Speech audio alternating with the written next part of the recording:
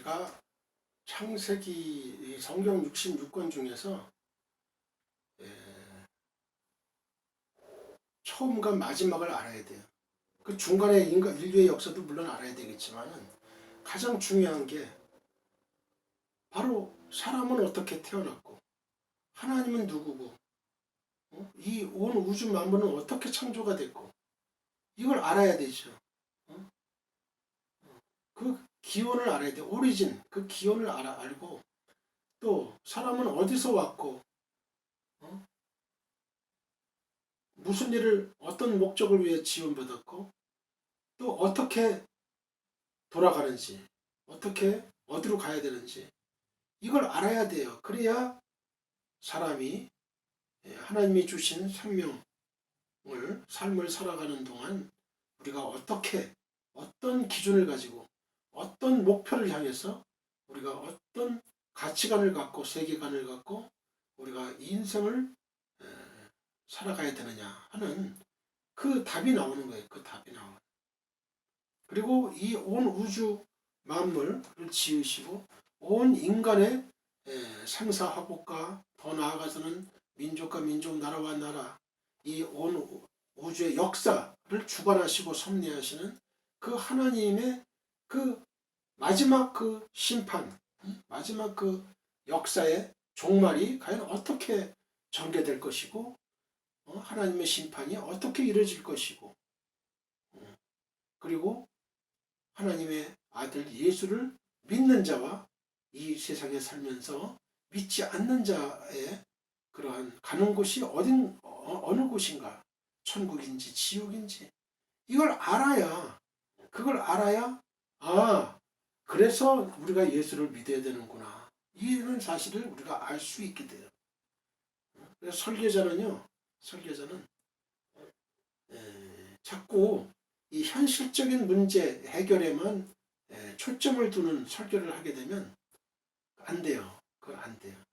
그거는 하나의 병든 환자에게 어떤 지엽적인 뿌리를 그 병이 걸린 그 원인을 제거해야 되잖아요. 그 예를 들어 암이 걸렸다. 그러면 그 암의 암이 생긴 그 부위를 집중적으로 파헤쳐서 그 뿌리까지 아예 제거를 해야 그 암이 발생이 안 되잖아요. 더 확산이 안 되잖아요. 그죠? 치유가 되잖아요.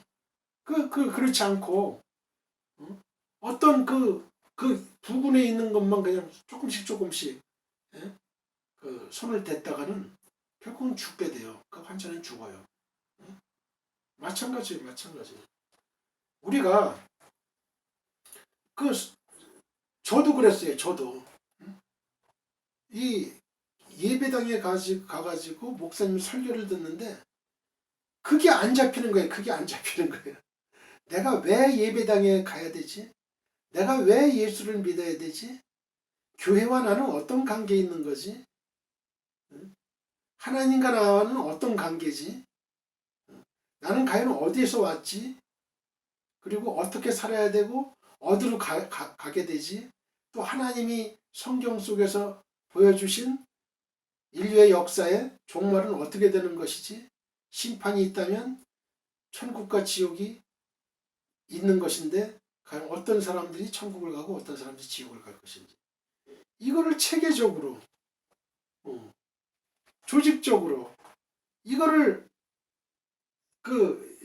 옛날에 그 설교자 되시는 분들은 너무나 이제 바쁘고 뭐 그냥 또 그 교인 수가 많아져야 되기 때문에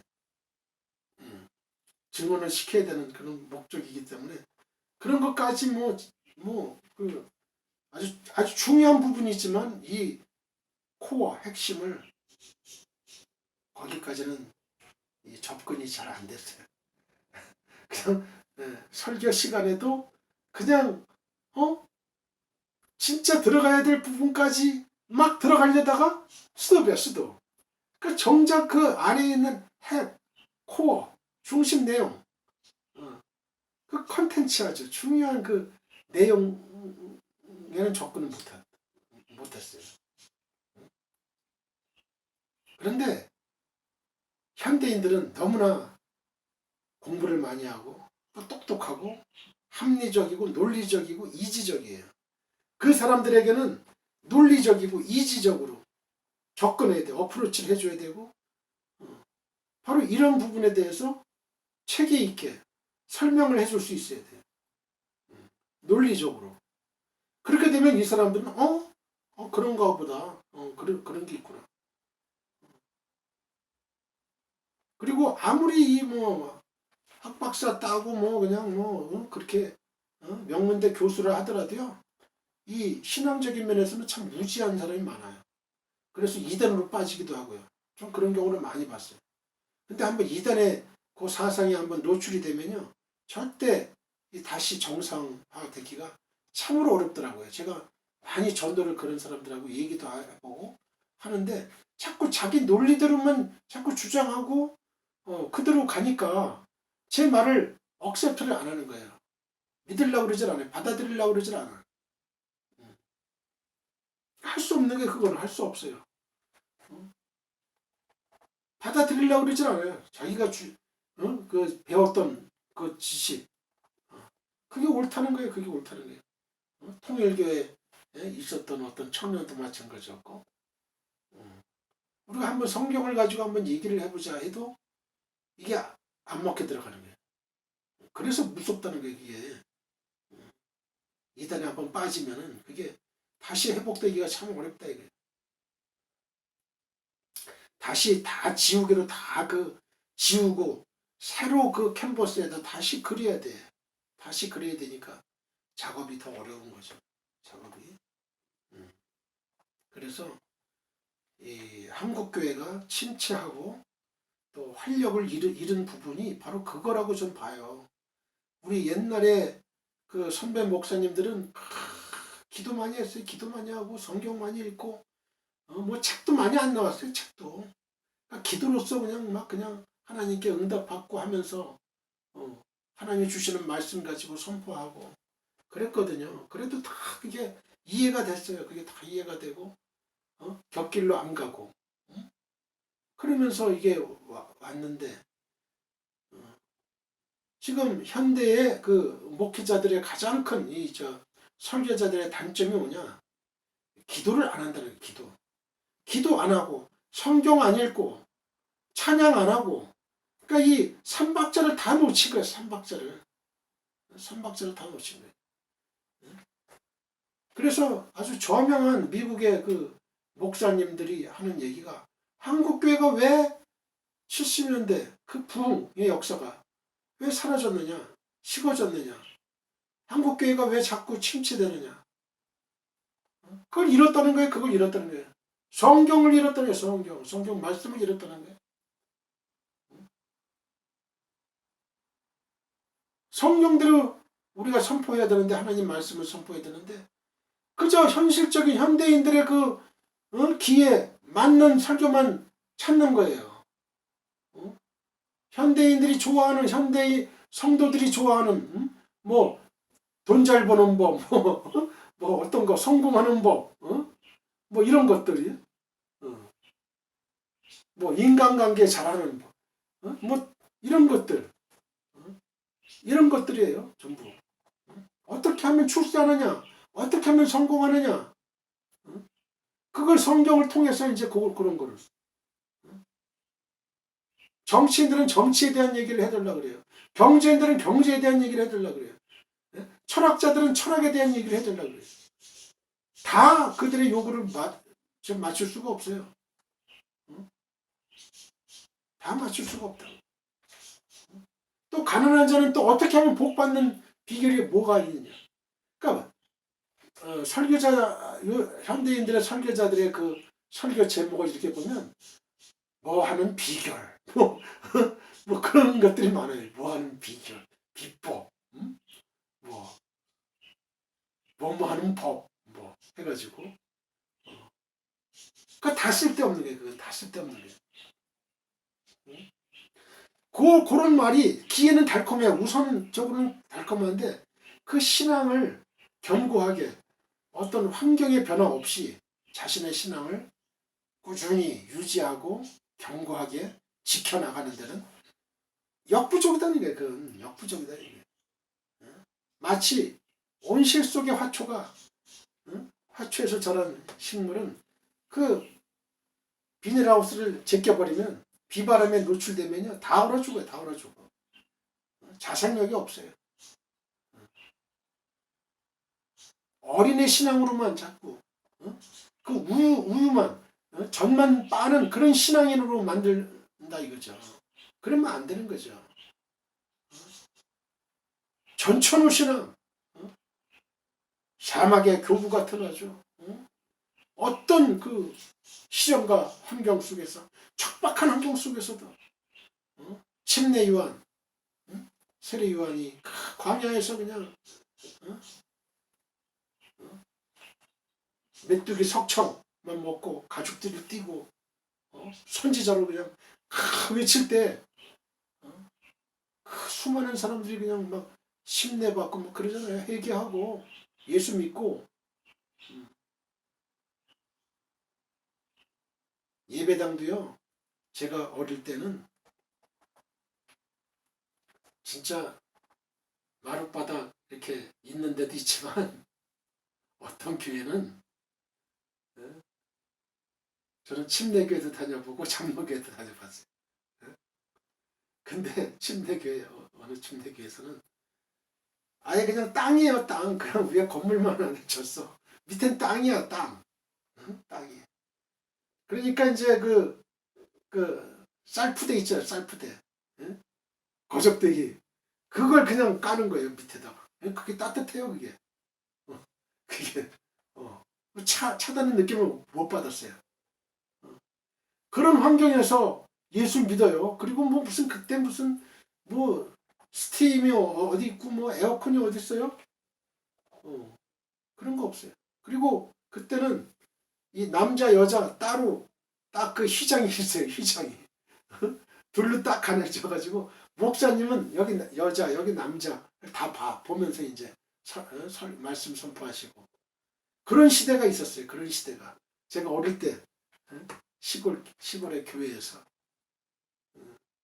지금은 너무 편한 거예요. 너무 편해. 그런 것부터도 좀 불편함을 좀 감수하면서도 서서도 예배 드릴 수도 있어요. 서서도 예배당에 좌석이 없으면 서서도 예배를 드려야 돼. 서서도 서서도 은혜가 되는데 뭐.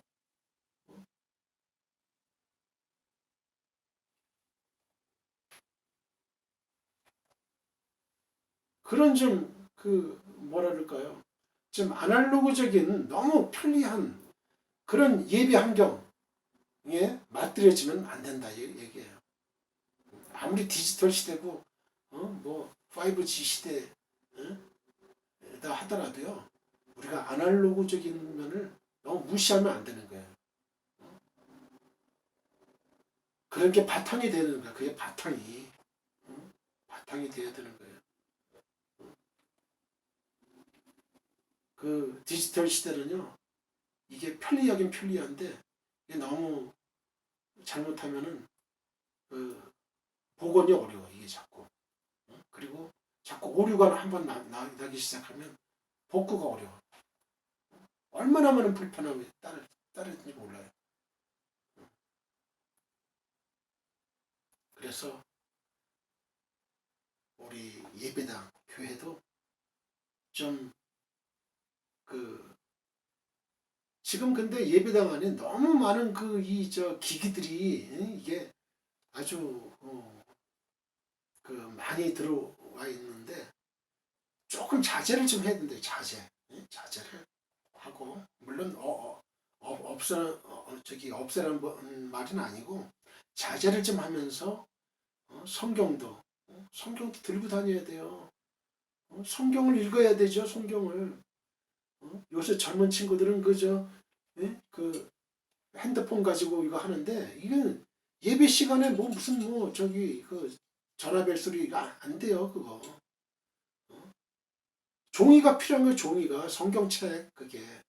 그래서 형광펜으로 밑줄도 긋고 하면서 그래야 내가 자꾸 볼 수 있는 거죠. 그런 것에서부터 이게 자꾸 이게 기기가 좋다고 좋은 게 아닌 거예요. 옛날 성경은요 빨개잖아요. 빨개 아주. 그리고 맨 처음 성경은요 한자도 혼용이 돼 있어. 한자도 한자 공부도 해야 돼. 한자 공부도. 그래가지고 이게 이제 가로로 돼 있죠. 가로로. 아니 세로로 돼 있죠. 쭉 위에서 밑으로 이렇게 해가지고 옆으로 이렇게 돼 있었어요. 맨 처음에. 지금처럼 이게 가로로 돼 있지가 않다고. 물론 신문도 마찬가지죠. 신문의 역사도 마찬가지인데 그랬어요. 그래서 우리는 성경은 반드시 갖고 다녀야 된다. 형광펜하고 하면서 목사님이 언더라인 중요한 부분은 밑줄 그으세요를 밑줄 긋고 밑줄 긋고 그리고 뭐 막 설교 듣는 시간에 설교에만 집중하면 돼요. 뭐 이게 적는다든지 뭐 요약한다든지 이거 필요가 없어요. 왜냐면 다 그것도 컴퓨터에 또 다시 보면 되니까. 만약에 적어야 될 거 있으면 그때 적어도 되는 거니까. 설교 시간은 그냥 설교만 말씀에만 집중하시면 돼요. 집중하시면. 그래야 은혜가 되죠. 그래야 은혜가 돼요. 그래야 은혜가 된다. 같이 참여하고 박수 칠 때면 같이 박수도 치고 그래야 되는 거예요. 그래야 이 교감이 오는 거고 성령의 역사가 일어나는 거고.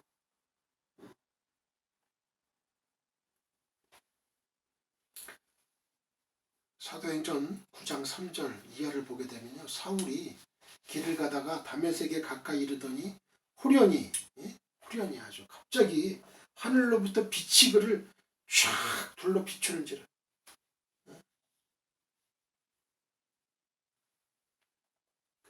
예전에 그 침례 교단에서 그 아주 그 목사로 유명하신 분이 이제 그 오관성 목사님 그 신당동에서 개척하셨던 분이 거기도 내가 갔었어요. 그 오관성 목사님하고 김춘기 목사님 아주 기도 많이 하고 아주 능력을 받고 그랬던 종들이 지금은 그런 종들이 많이 없어요. 많이 없어요. 그분들이 우리 그 침례교 충무로에 있을 때 침례교 신학 맨 처음에 다녔을 때 서울고등학교 졸업하고 바로 이제 침례교 신학 저도 이제 우리 그 목사님이 너는 남침례 교회로 해가지고 침례교도 이제 여러 교단이 있는데 미국에 가서 공부하라. 미국에 가서 그래가지고 거기서 공부하고 와라. 그래 썼는데 저도 이제 영어를 좋아하니까 저도 영어를 배우기를 원했어요. 지구촌교회 이동원 목사님도 영어 배우려고 이제 카츠샤 출신이면서도 영어 배우려고 이제 침례교가 이게 미국에서는 아주 유명해요. 이게 한국의 장로교회가 유명하듯이 미국은 아주 남침례교회가 아주 유명한 아주 교세가 아주 있는 거예요. 그러니까 이제 가가지고 미국에 가서 공부를 해라. 그래서 이제 충무로에 있는 침례교 신학을 간 거예요. 거기서 뭐 거기 옆에 중앙침례교회가 바로 옆에 있어요. 거기 이제 이동원 목사님이 거기 담임 목사님으로 계셨으니까 그게 벌써 몇 년 전에 78년도니까 한 2년 됐네요. 42년. 그래서 이동원 목사님 알았죠. 제가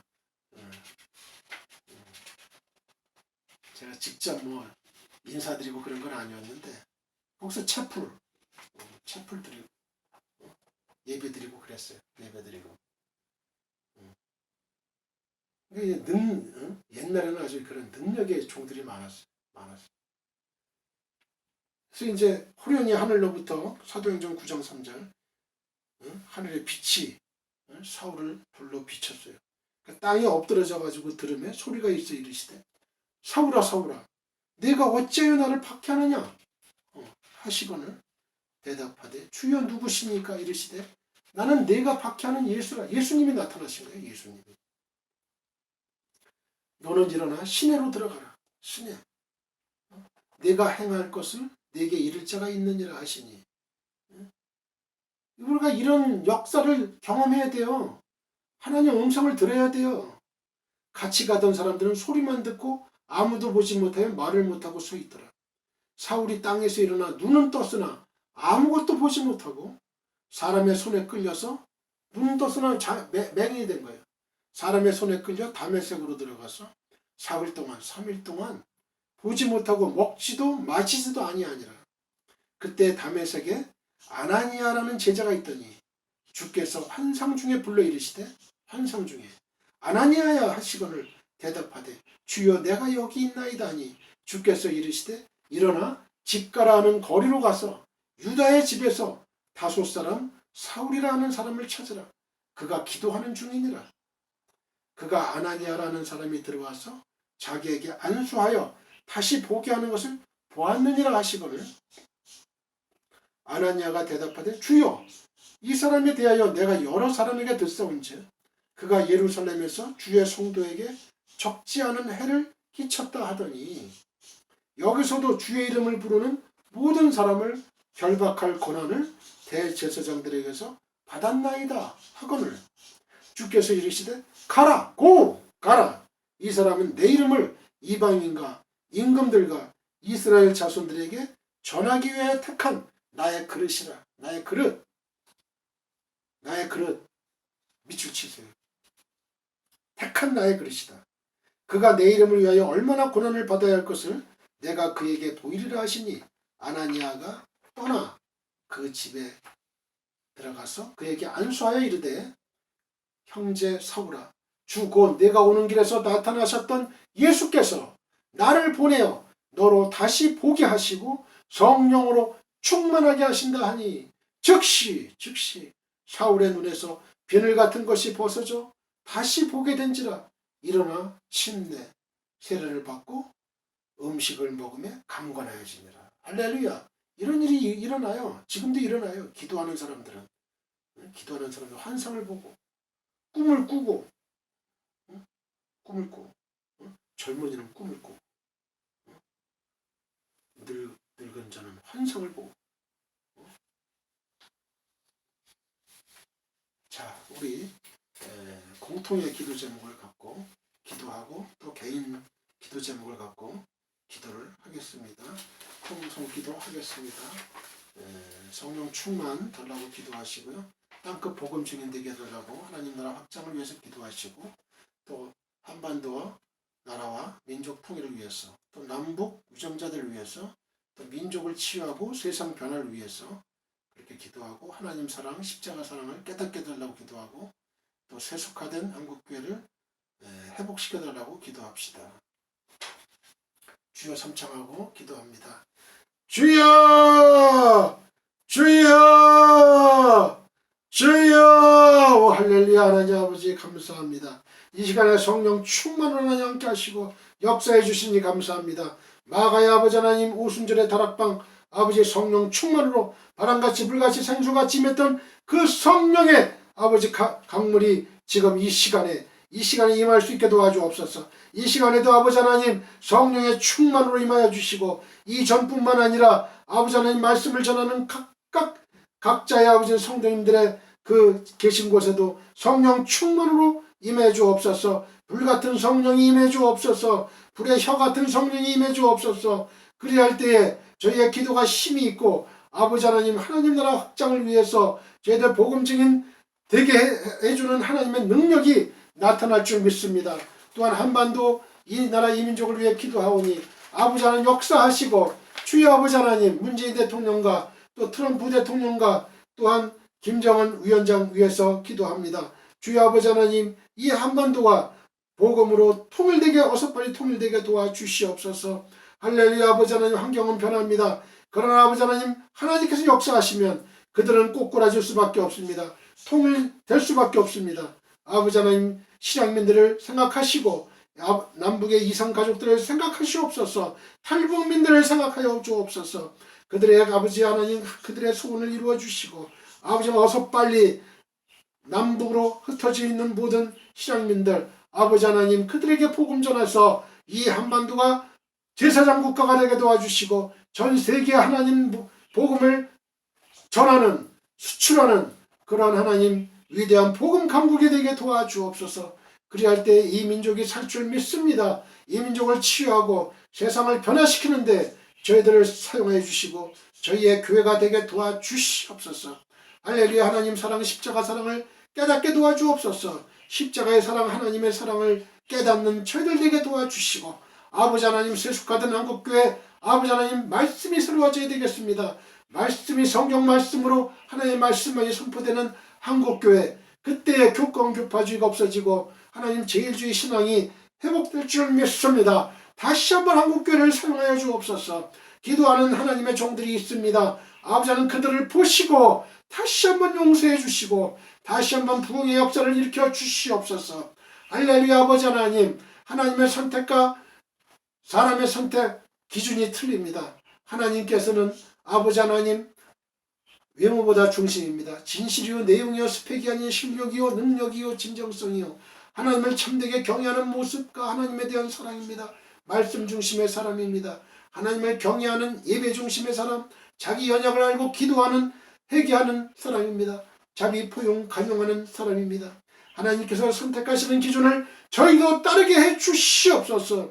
다시 베델로 올라가는 신앙되게 하옵소서. 양보하는 신앙되게 하옵소서. 언약을 믿고 머무는 신앙되게 하옵소서. 물과 성령으로 거듭나게 하옵소서. 천국의 시민권자답게 살게 하옵소서. 창조신을 가지게 하옵소서. 아버지 하나님 이 시간에 저희 모든 성민들 갖고 있는 모든 기도 제목들 아버지 하나님 여러가지 암병으로 저는 여러가지 병으로 고생하시는 그런 성도님들 아버지 하나님 이 시간에 안수하여 주셔서 깨끗함을 주시고 아버지 또한 관계의 문제 경제적인 문제 또한 성급하게 지나게 문제 또 승진의 문제 실직의 문제 아버지 하나님 관계의 문제 모든 것들 다 주 예수 안에서 인크리스트 안에서 아버지 다 해결해 주실 줄 믿습니다. 감사하며 주 예수 그리스도의 거룩하신 이름으로 기도했습니다. 아멘. 할렐루야.